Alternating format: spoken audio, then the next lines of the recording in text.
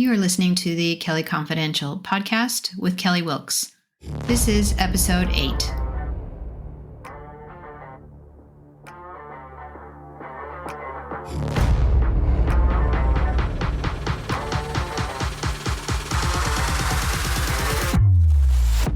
Welcome to the Kelly Confidential Show, where we talk negotiation essentials and those crucial conversations empowering extraordinary women. Real women, real issues. Let's jump in.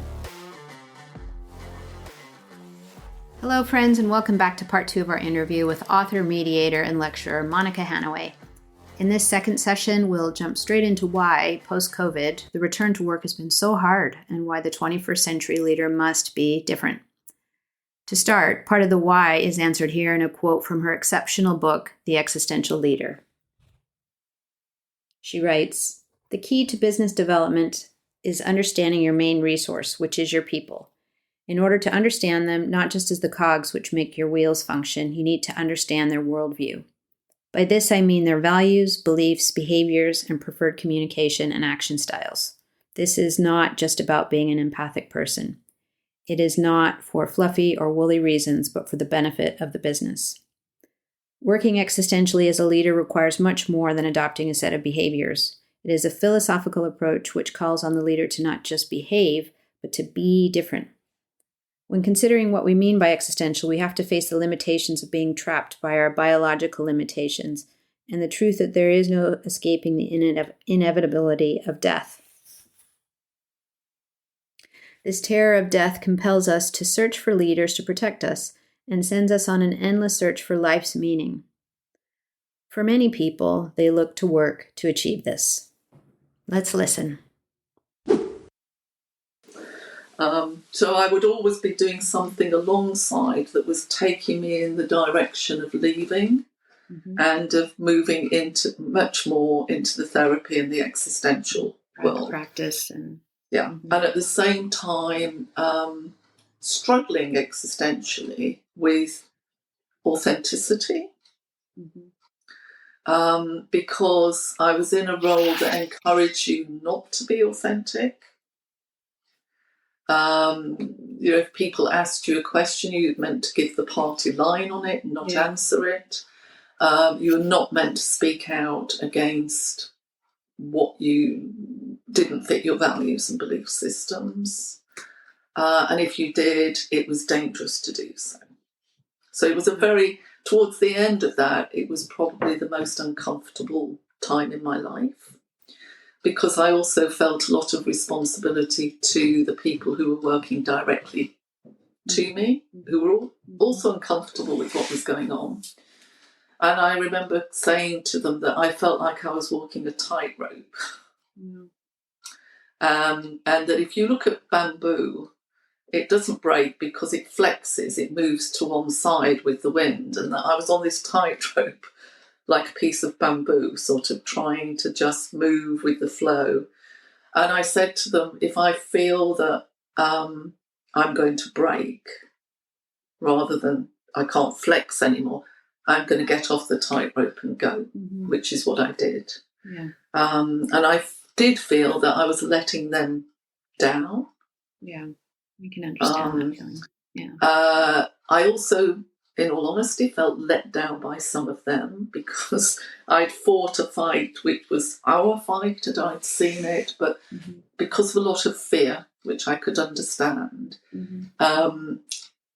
it did feel like suddenly I was on my own. That's in everything you've just said in the last couple of minutes, the overwhelming feeling I'm left with is isolation. Can I just I was so fortunate because I got Bert, who was extremely good at saying, you've got to take care of yourself as well. And if that means giving up an extremely well-paid job with a lot of security, when we've got mortgage and 2 children and he's not an earner, we will manage. We will do it. We will get there somehow. Because the girls were small at that age. And it was more important, than you I couldn't and your have lived health in that inauthentic way. It was literally soul destroying. Yeah. Yeah. Can I read? Mm-hmm. I've got your book open here. Mm-hmm. This again is your Existential Leadership book. And just before I read, I love this book so much, Monica.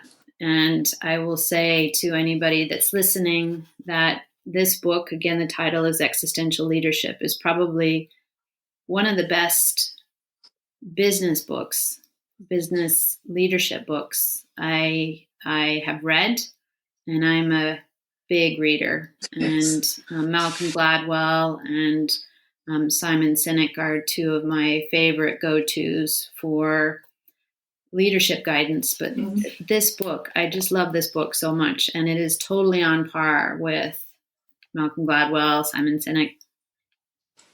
You've written in one of your chapters, it's on page 62, and I'll leave this information in the show notes, but you talk about existentialism in the workplace and the strength of a leader in using and understanding existentialism and being an existential leader, not just behaving like one. And I just want to read this part. It says, an organization which is focused on competition sets its employees against one another.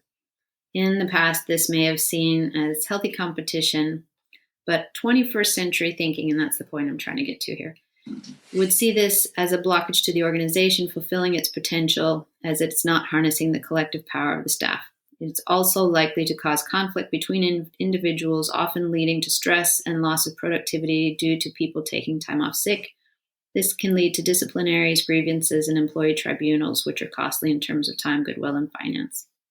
Organizations can lose valuable people when they no longer feel related. Some of my most lonely moments have been in organizational meetings. I have chosen to join organizations because they offered me a challenge whilst seeming to share my own core values and beliefs. And then you say, yet some of my most dizzying existential moments have been when I have been sitting with others and realized this was not the case, when a leader is talking about a we in which I did not recognize myself. Yeah, I think that's very much about that period that we've just been talking about. Yeah. So that does resonate with that time when you were making the decision to go. And Bern was really supportive and said, okay, let's do this. Yeah. And so then what happened? Where did you go from there? And I'm keen to start talking about what existentialism means as well, because we keep referring to it. And I think for many people, they may not know what that means. Yeah. I mean, it left me with a big challenge and not knowing where my life would take me at that point, career-wise. But by that time, I'd built up quite a reasonable psychotherapy practice. Okay. As I say, I was doing it evenings, weekends. Wow. I'd done 2 master's degrees. I'd done quite a lot to build a foundation. But I knew I wanted to work primarily for myself. I'd had enough of that sort of dance of truth. Yeah. You know, where you're put in situations that just feel wrong. And to take responsibility for myself to keep it within my values rather than trying to fit into somebody else's value system. Yeah. So I was doing that work, very difficult to remember actually, and I contacted Emmy van Derzen, who is a very well-known existential philosopher, who was my tutor when I did my existential psychotherapy training. Okay. And I just contacted her to say, I'm not doing what I have been doing. And she was wonderfully welcoming. And we met up and she said, I'd love to have you teaching on any of my courses. at the new school, which she'd set up, which was New School for Existential Psychotherapy. So very quickly things developed. So I was running my psychotherapy practice. I was doing some work at the new school. I was working.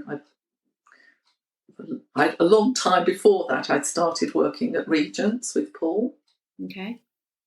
So I did that when I was in that corporate post, when I became very interested in disputes between colleagues. I ran a whole department where we'd got 2 unions, and I used to have coffee and cakes with the union leaders once a month. All right. And say to them, you know, what's happening out there? Are there any things that people are unhappy with that I need to know about, because we can sort them before it all blows up? Yes. And that had led me through into seeing that Regents were going to start a mediation course. Okay. Which I signed up to.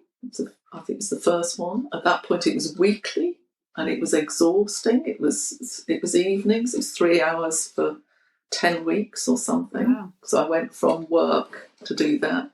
I did the course, loved it, and Paul and Freddie Strasser, who had written the course, invited me to join the faculty. Okay.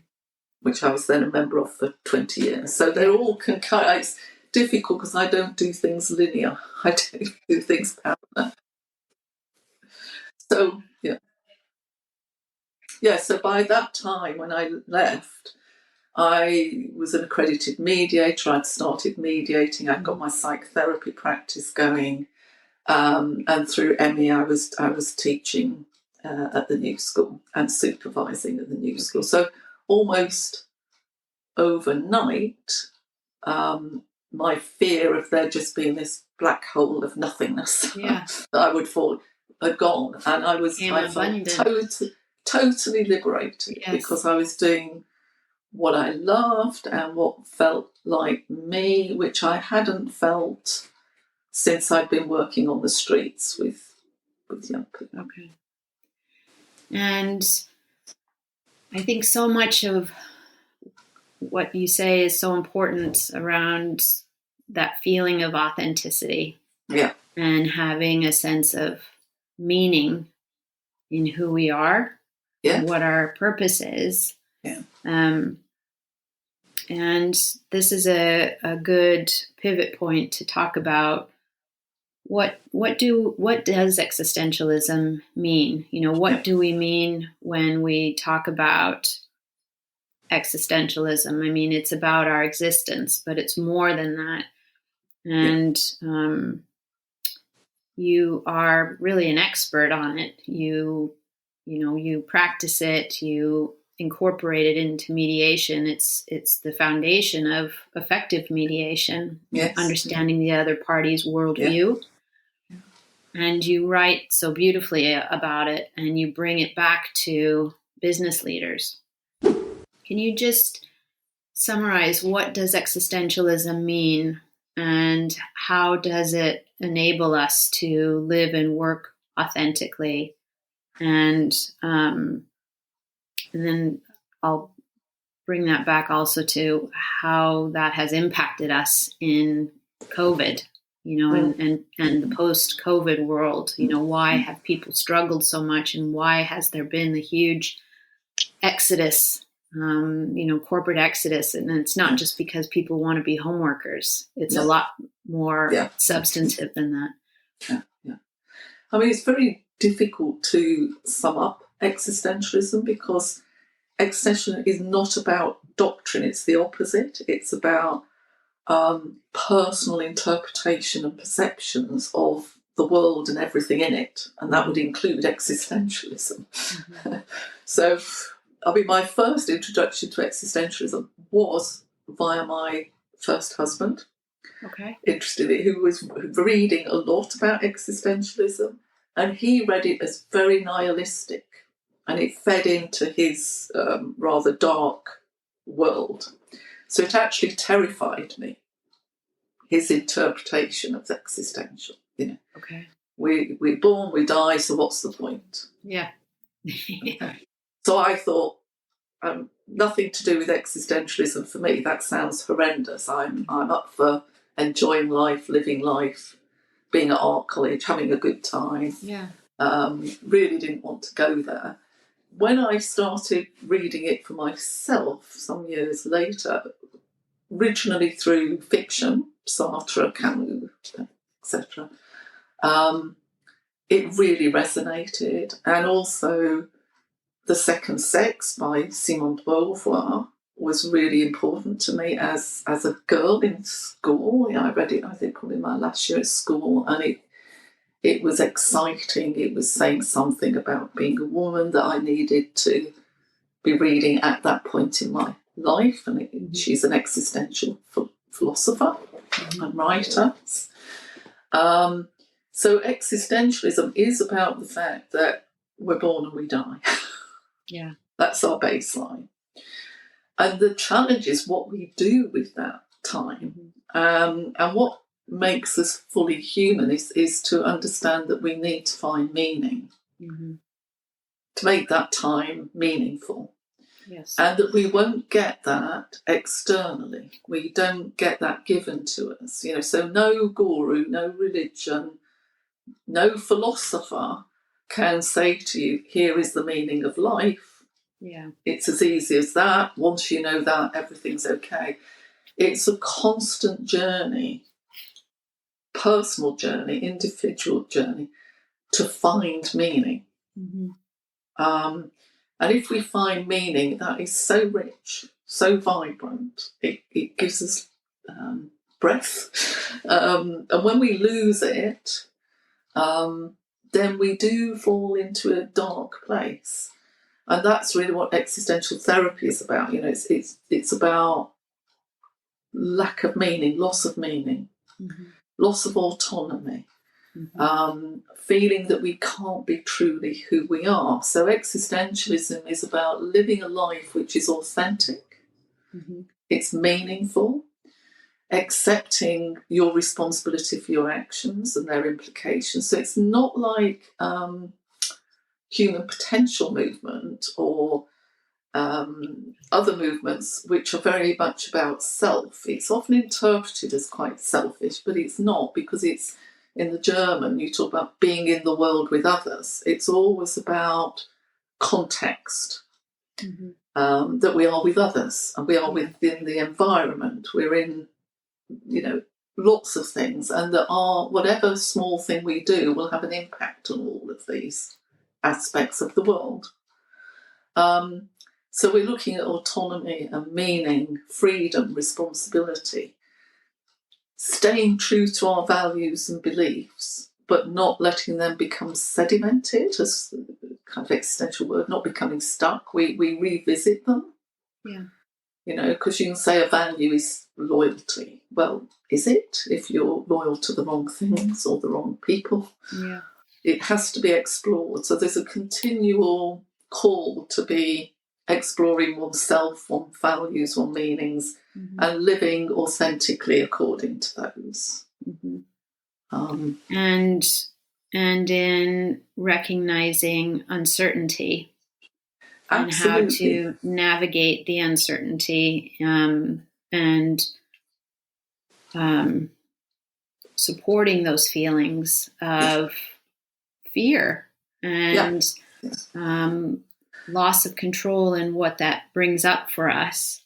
Yeah. And I think you bring this together so well in your book again, where you talk about a management structure and the leadership type or the management structure can employ all of the wonderful organization charts, 5-year plans, strategic documents, but it doesn't really have any meaning if there isn't a recognition of our existential values. Yeah. And you said that in your book, all of these things give people a false and limited sense of certainty. Yeah. I mean, living with uncertainty is hard, but it actually is exciting because uncertainty, for me, it's like a blank canvas.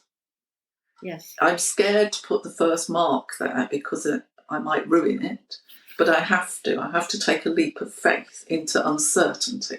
Mm-hmm. So uncertainty is what allows us to be creative. If everything's certain, there's no creativity. So we need uncertainty to fire us forward into taking leaps of faith, doing creative things. Mm-hmm. And a lot of people are terrified by uncertainty. And we create all these falsehoods like 5-year plans, which COVID has shown us how ridiculous they are. How We've got to have philosophical and value-led aims.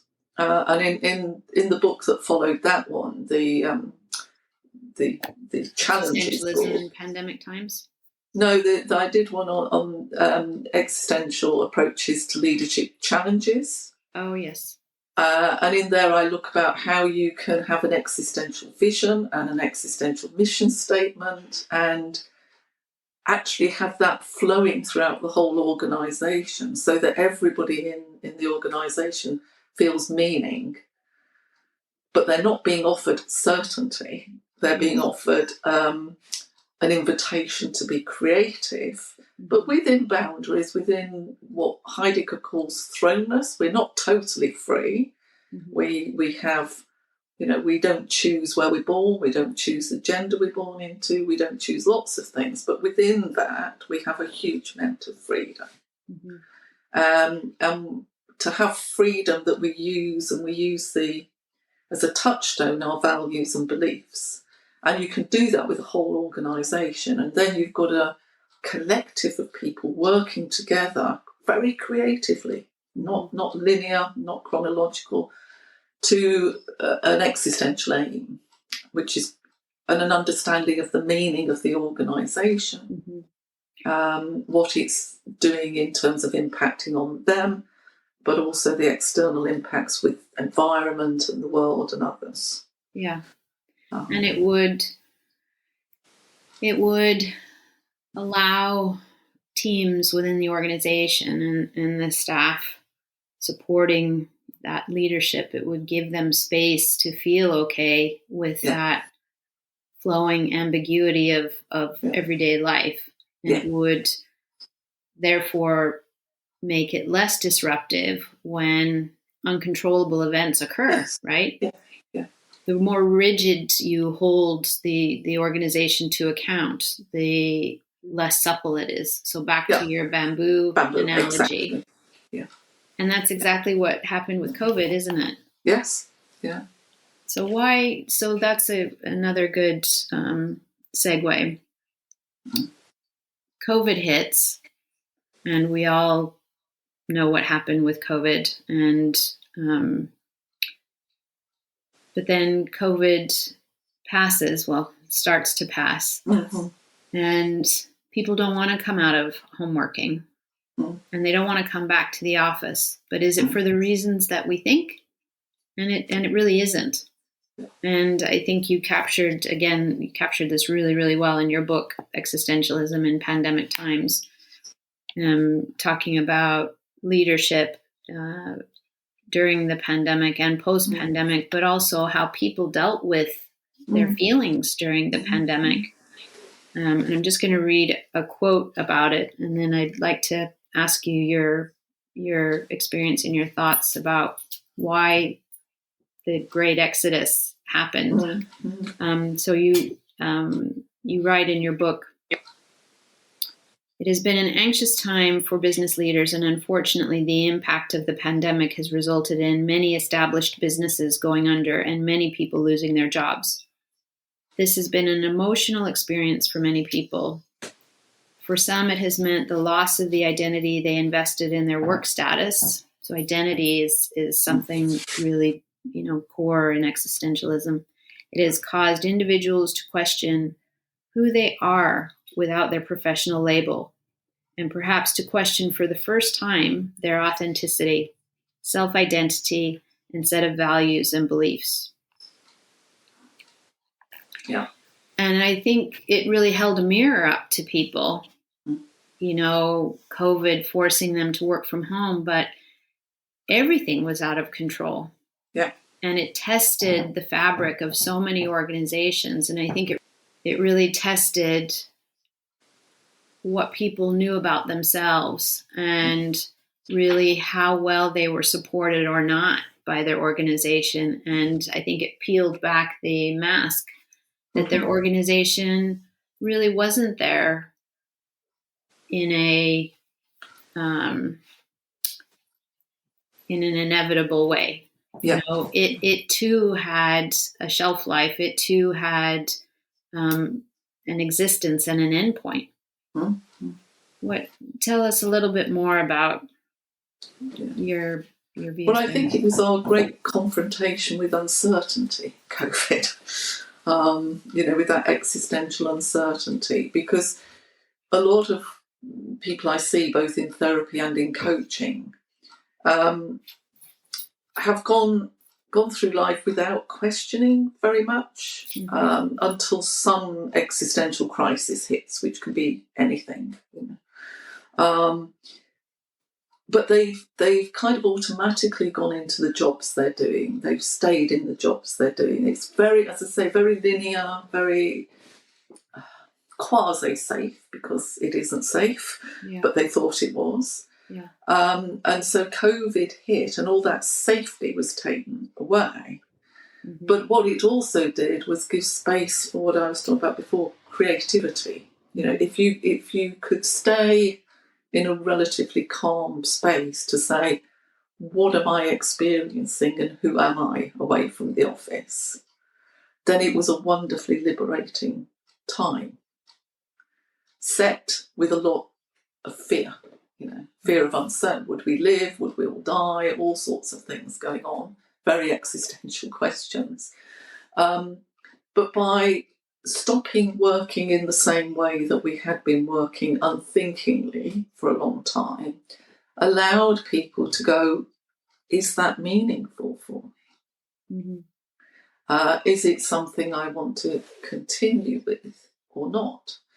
And I don't think people have found the answers yet, but they're not ready yet to step back, a lot of people, into. It's why we saw people move to the countryside, all sorts of things, which was a sense of, yes, life is short. If we're going to recognise that and be truly authentic, maybe we don't have to go back to what we did before. I mean, I'm a bit disappointed that a lot of things are going back. And going back to be pretty much the same way, because the nonsense of Western society, I was hoping, might be shattered a bit. I've often thought if I was an alien and came down, and happened to be in the underground at 8:30 in the morning, so everybody squashing themselves into to tube at the same time, I would think this is a world full of mad people. Yeah. Because it is mad. And it's like, are there other ways in which we can achieve the same things? Yeah.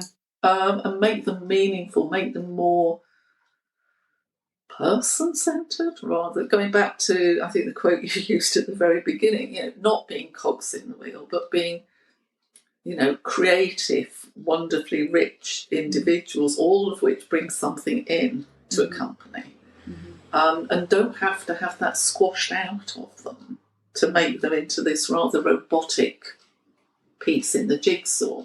Yeah. So COVID gave that opportunity. And I think people are still thinking their way through that.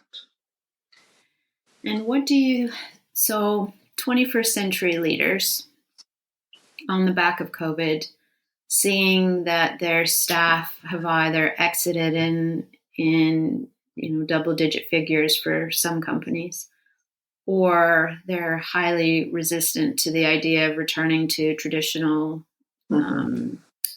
corporate working, office-based working. How does the 21st century leader address that in herself?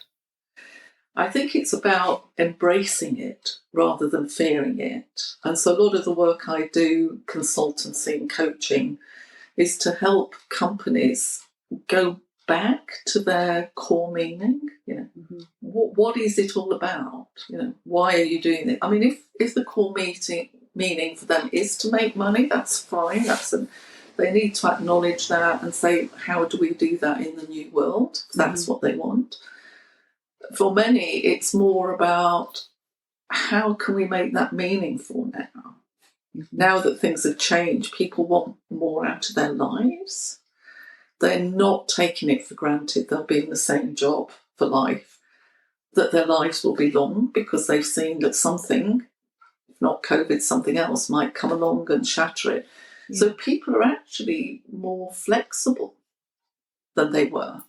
Yeah. Now, that's a real advantage to a leader. And it must feel, I think it's counterintuitive, right? Because leaders today, 21st century leaders, and you write about this so wonderfully, 21st century leaders today need to be less restrictive, less structured, more malleable, and encouraging of, this almost the soft sand foundation rather than the hard brick and mortar foundation. To give that sense of openness and a different kind of feeling of safety. Yes. The safety that these companies tried to give before really wasn't there. Yeah. And that's what was so scary about it. It was an illusion. It was an illusion.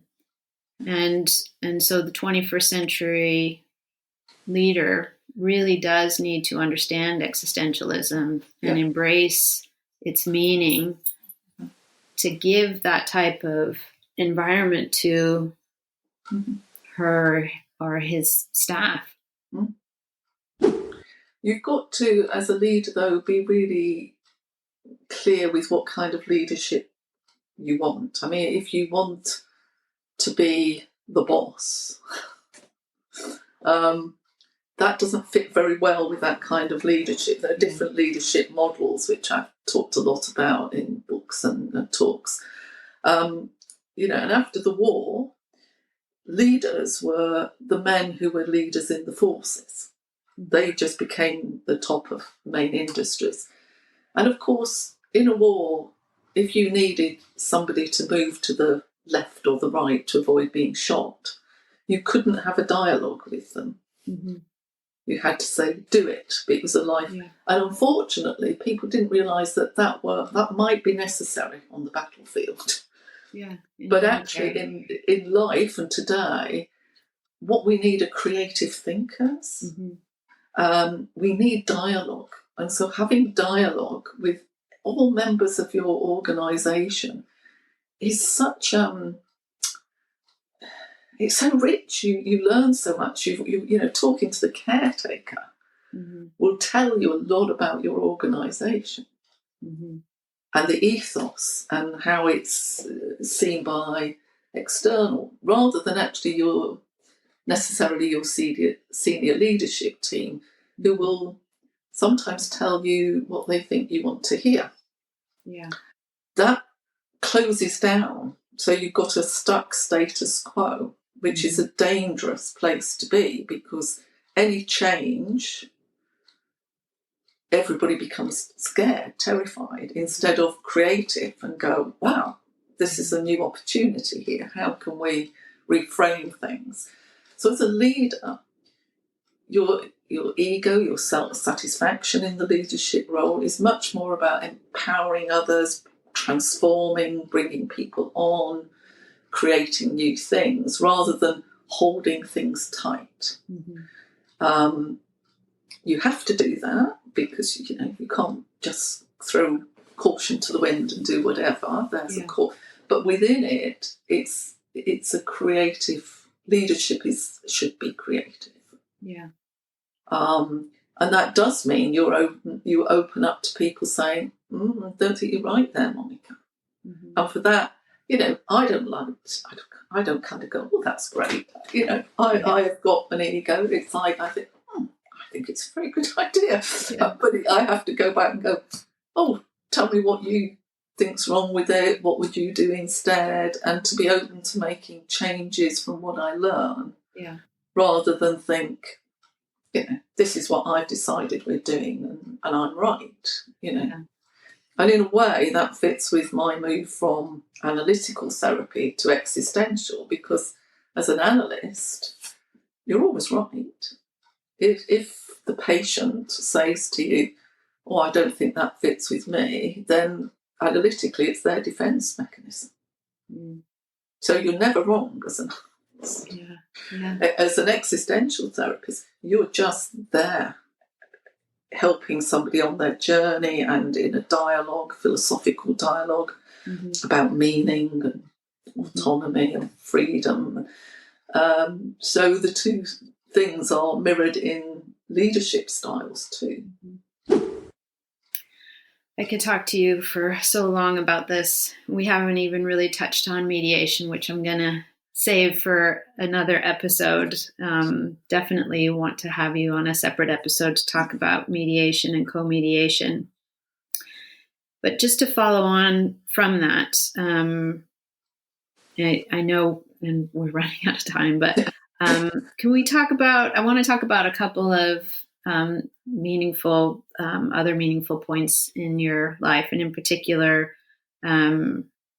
you have met and worked with Archbishop Desmond Tutu, the late Archbishop.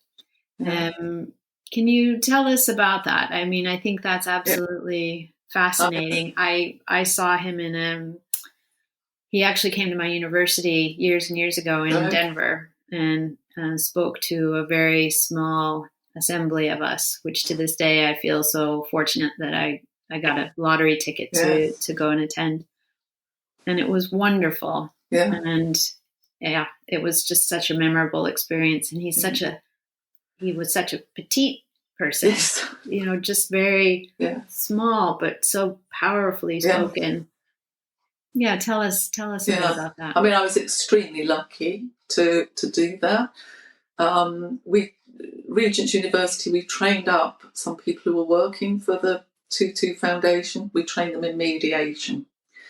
And on the back of that, myself and Paul Randolph were asked to go to South Africa. We went to the Peace Conference there. And we met and had birthday lunch. It was his birthday with Desmond Tutu, who was, talk about charismatic. I'm not a believer in religions, but there was something very spiritual and wonderful about him, and fun and naughty. Naughty. Yeah. So he would feed you, he would make slightly dodgy jokes and dance a lot. So he was a fantastic person. And through him, I got to do some work on gender-based violence in the townships, which was wonderful. And also through his organisation to do work with paramilitaries in Belfast. Oh yes. In the IRA was no longer really the enemy, but there was intersectional conflict between loyalist groups, and so did some work there with those groups. Wow, so some wonderful, challenging but exciting opportunities through meeting a very wonderful man. Yeah, and when you. Yes, we could unpack that even more, but I'm gonna keep going. I've got to focus. So working with those paramilitary groups, what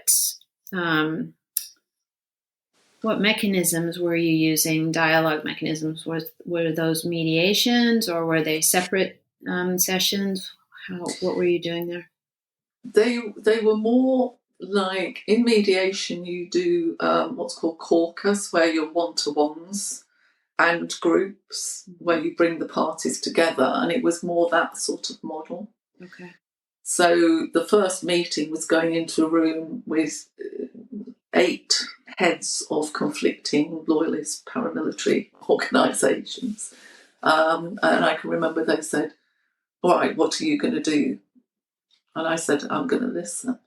And it completely threw them. They said, well, we have people coming here saying, well, we're going to help you to do this, that, or... I said, I don't know what I'm going to do. I don't know. Tell me. Yeah. And out of that, we had dialogues, awful lot of tea and cake, because they were very good at sort of, I was slightly sexist, I think, but it was sort of, here is this woman, and we must give her lots of cream cakes and mugs of tea. So lots of dialogue, helping them to formulate how they can talk to one another. Yeah. But it's quite complex, so I can't cover it in a short time. But it was using mediation skills. Okay. What an extraordinary experience. I mean, both of those. Yes. Yeah. And you had another extraordinary experience, and I'm determined to get this in this recording. And I remember this, but I only remember certain parts of it, and I need you to tell the story about working with, it was either some homeless youth or some gangs, and a missing laptop. Yes. Can you share that with us? Because it's very... Yeah, it's. I was working with gangs, rival gangs, and we had our meetings literally sitting on walls in their different territories, to try and get them not to be violent towards one another, and to at least not to do anything big, but each respect the other's territory as they saw it, rather than having confrontations all the time. Find a way of being.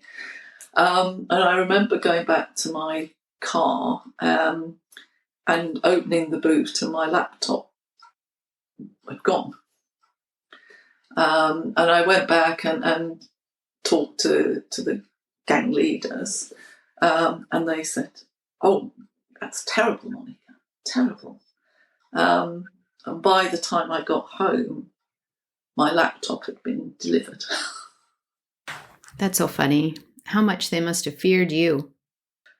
So I've never really, when you talked earlier about the fears, I can be more fearful within a corporate organisation than I am on the streets working with gangs, or in townships working on gender-based violence, because there's actually much more authenticity there often. That's so interesting that you say that, because I was just going to ask you, what is it, do you think, that make people trust you so easily? And it's probably that shared authenticity. Do you think? I mean, what? I don't know. I mean, it's a question that I ask myself a lot, and I feel so honoured that people do that. Mm-hmm. I mean, I am, my Bern will laugh often, that if we have somebody come to do some work in the house, that within an hour I'll know their life story and I'll know what their current dilemma is. Yeah. If I get on a train, well, before people, were on their electronic gadgets, I would get everybody's life story. Somebody would be in tears by the end of the journey. We will have been, I don't know what it is, but I'm very honoured, and I think people are incredibly brave and kind and wonderful that they will share those things with me. You definitely have a gift. I mean, even just this morning, I'm like leaning in so much to my laptop screen. People listening to this won't appreciate, but you just draw people. You have an absolute gift, Monica. You really do, for making people feel heard. And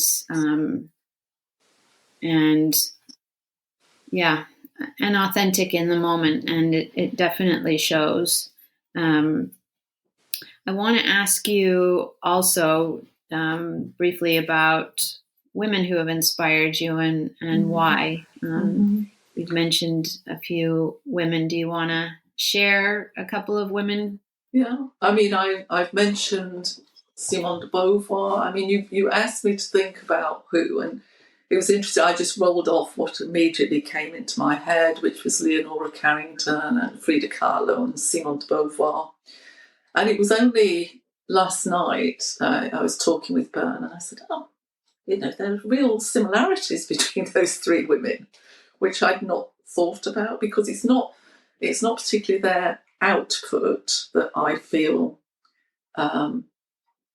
passionate about. It's about their journeys. So Leonora Carrington was a surrealist artist who grew up in the north of England and was quite revolutionary, difficult young woman. I should think she was probably referred to by her parents, Roman Catholic, ran off with Max Ernst, another surrealist artist. He was then arrested. And so she was a woman in amongst a lot of intellectual, creative men. Okay. And her paintings are wonderful. They're very dreamy. They're analytical, so they bring in the psychoanalytic. They're surreal. I love them. Frida Kahlo, I relate to in a different way because my own disability and sometimes pain. She lived her life in pain, having polio as a child and then having a metal bar from a trolley go right through her in a tram accident when she was a young woman, which led to miscarriages, which I've also had. So she was, and you look at any self-portrait of her, I see the pain in her eyes. So she's incredibly strong, but incredibly sensitive, incredibly vulnerable. And I think as human beings, we are all those things, and we need to embrace them all. Not just our strengths, but our vulnerabilities should also be our strengths, because we're open to feeling and being real and authentic. And her art does that. And again, she was a woman amongst a group of Mexican revolutionaries and painters, and who created her own. Both of the women created a feminine and feminist dialogue through their paint and what they did. Simone de Beauvoir too, through her writing and her art. So they are women who've inspired me. And thank you for sharing that, because now I'm like, okay, I need to go and read more about each of them. They're fascinating women. I think you'll enjoy their lives. Yeah, it sounds like it. And as we finish up, because we're nearing that time now, and I would really love to have you again if you'll come again. Yeah. I want to just extend a huge thanks for coming on and talking so openly and candidly about your life, how your career developed, what shaped your life choices, how you work with people. I want to mention you've got a number of wonderful courses coming up this spring and this summer with M&D Associates. And the information will be in the show notes so people can link on those courses together with all of the links to your books. And I wanted to ask, how can people work with you? How can they reach out to you, and in what ways can they work with you? Yeah. Well, first of all, thank you for asking me to do this today. It's been fun. Yeah, I mean, people can contact me. I think you said that they will have my email address. I'm more than happy for people to email me, and I'm always quite excited to discuss any lateral ways that people might come up with that they think they might want to work with me.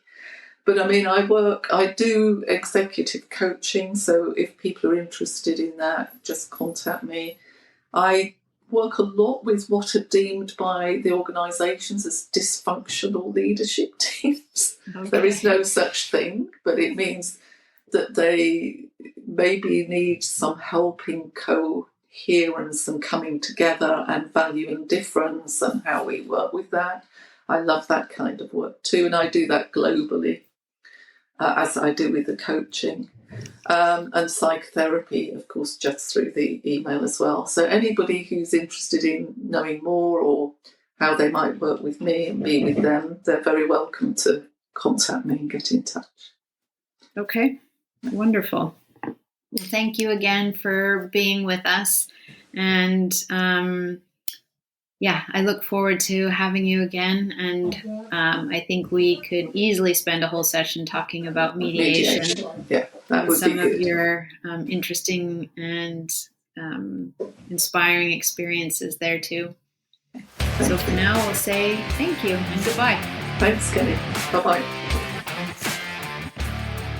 If you like our show and want to hear more, give us a review and follow us, or join our mail list on kellyconfidential.com.